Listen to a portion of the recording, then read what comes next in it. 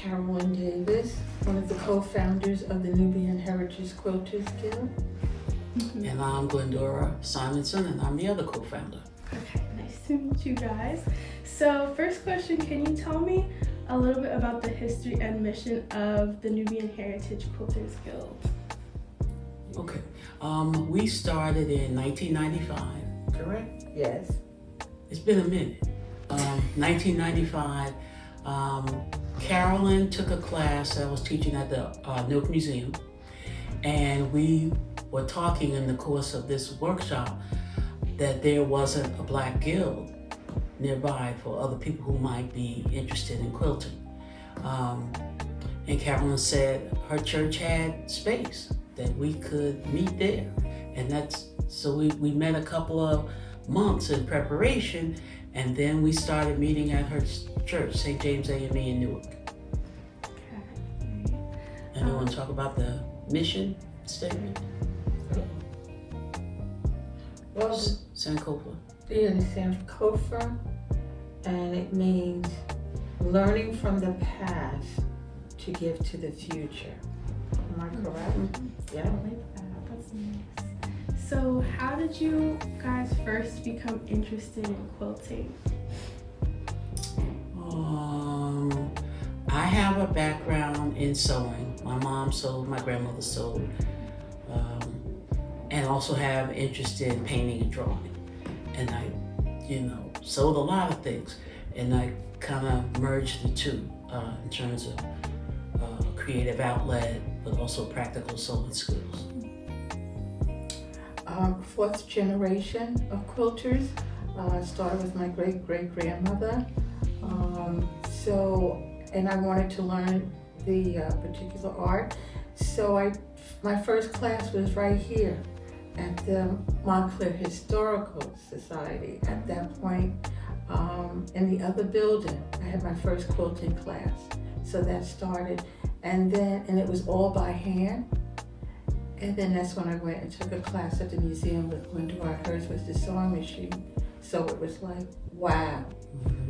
It takes 5 minutes instead of 5 months. That's really nice. So could you share a little bit about like a story behind your first quilt that you made? Like what was the inspiration behind it? How did it make you feel to make one completely? My first quilt was a baby quilt. I used a Simplicity sewing pattern, and it was very safe in terms of the fabrics I picked. Gingham plaids and calicos and pastel colors, because it was for a baby.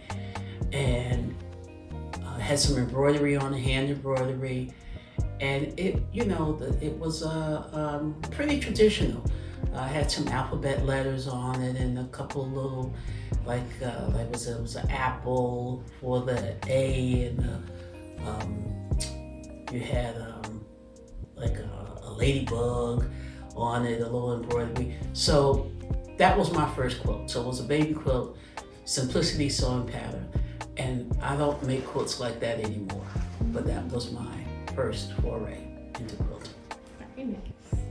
Well, my first quilt was from here. We're learning from this class, and it had calico in it, and I still have it, and it's still not finished after probably 40 years. Oh, wow. Because we're celebrating our 30 years together, and so probably 10 years before that. So I don't know why it's not finished, but I will never ever use that kind of fabric again. It's just different. And as you start off with a particular fabric or look or something, or what was available at that time, and now it's just changed 100%. Very nice. Can you discuss a little bit about the cultural significance of some of the quilts that you make? That is our reason for being. Excuse me. We didn't have, I think as a group, I know for Carolyn and myself, we're creative people. And although the techniques we use are traditional, the aesthetic that we find inspiring is not traditional. That we really like more fabrics that we find exciting, so that there's some cultural significance in the fabric or in what's celebrated, what we find exciting. We're not making the same kind of quilts as when we started out. And I want to backtrack a little bit. My mom is from South Carolina, and she would have projects for us. So we would make bed quilts, but they weren't patchwork. They were old clothes sewn together with sheets and all that. And so that they were very heavy things. Like we would recycle the buttons on some shirts or the zippers out of things, and then just pile up the clothes as kind of as flat as you can make it. But those were very heavy utilitarian quilts. They were so heavy that once you got in position in the middle of the night, it was hard for you to turn over because you had like piles of clothes sandwiched in between these sheets.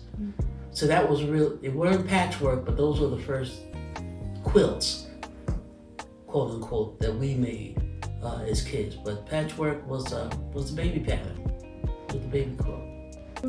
Can you describe your creative process when you're designing a new quilt? Okay, as an example, we just finished a project called Black Music. Am I correct? Black Music, celebrating of Black music. And I started on one Sunday. It came right to me how I wanted to design the quilt. So I just put the quilt design down, different things. Of course, looking at that particular design and the finished product of the quilt is totally different. But I just heard the rhythm of the drum beat. And so I just started off with drums, hands. I knew it was Africa and I knew it was United States, but it was just how it came about. I was just thinking of something else and it hit me in reference to it, but it was in reference to celebrating Black music. I think the creative process is exactly what you described. That you might start out with one idea, and the finished product may look nothing like it. It might just be the jumping off point, the initial spark, and then you allow the piece to evolve to become, I think, what it was intended to be. So I think we're kind of improvisational when we're designing pieces. Like the quilts that are in this room, the Black Mermaids. I think each of us had a different approach to it, and because we weren't following a specific pattern per se, it tapped into something. I don't know if it was racial memories or folklore that we've heard, but once you started, you ended up with something really, I think, that was celebratory, you know. And so that's kind of how we work. We may have a pattern or a particular quilt block in mind. That doesn't mean that's how that quilt's going to turn out. Because, you know, by now we've all got quilts for the beds and the other little things we were going to make. And now it's about creating artwork and getting out some of those quilts you got in your head out onto the fabric. How does the Guild engage with the local community and promote quilting? We have community service projects. Not since COVID have we done hands-on projects with like Girl Scouts and other groups like that. But we have worked with Girl Scouts in the past. We still do baby blankets. We still do quilt tops. One of our other members finishes them and donates them to a group here in Montclair. To go to St. Joseph Hospital. And what else? That's it for now, right now. We're looking into like the different public libraries so we can do display of the quilts, and then teaching the African American quilting and what it's all about. So we're reaching out. That's our next goal, is to reach out to the different libraries so we can have demos. We had demos this weekend here, demos of showing the different aspect of quilting, and I think that's exciting. So that's a community service kind of project also. We also made contact with the Harriet Tubman Museum in Cape May, New Jersey. Okay. So one of the exhibits that's downstairs are fabric postcards. So those are postcards we're donating to the Harriet Tubman. They can use for fundraising, etc. And we're made contact because we like to do an exhibit there. Harriet Tubman was for several summers based in Cape May, New Jersey, where she would work and raise funds to go back and bring some other people to freedom. So we wanna, again, honor that heritage and her boldness and her audacity. And she's New Jersey based, at least for those summer months. So we wanna connect to community historical events. Can you share a particularly meaningful or impactful quilt that you've created? Like a story behind it? One of the quilts we did, it was Jacob Lawrence, right? Jacob Lawrence had... You mean the canvas? Yeah. Yes. Migration, Jacob Lawrence did the whole migration series. And sometimes we translate those prints into fabric. And I was inspired to depict my family's migration story. My mom's from South Carolina, and whenever we would go back, we would go on the train. And so I did a quilt, a wall hanging, about my memories of going back to South Carolina on the train with my mom. That piece actually was in the Montclair Art Museum on exhibit at one point, and it's now with a collector, a national African American collector. Yeah. Okay, well, if I get choked up, just give me a minute. Mine is it's called The Power of Love, and it's my brother's quilt. My brother's no longer with us, but he was very ill, and as he was ill, I was making the quilt. I gave it to him, I prayed over it, and I asked God to give one of the angels for him to cover him with it. And he always said every time he put it around him, he felt much better. You know, so that quilt I have now, and it's with me, and I feel that he's with me with the quilt. So that's a very powerful one that I'll always remember making. Enjoy making it too, to comfort him. That's beautiful. The next question is, what are some future projects or goals that the Nubian Heritage Quilters Guild is working towards?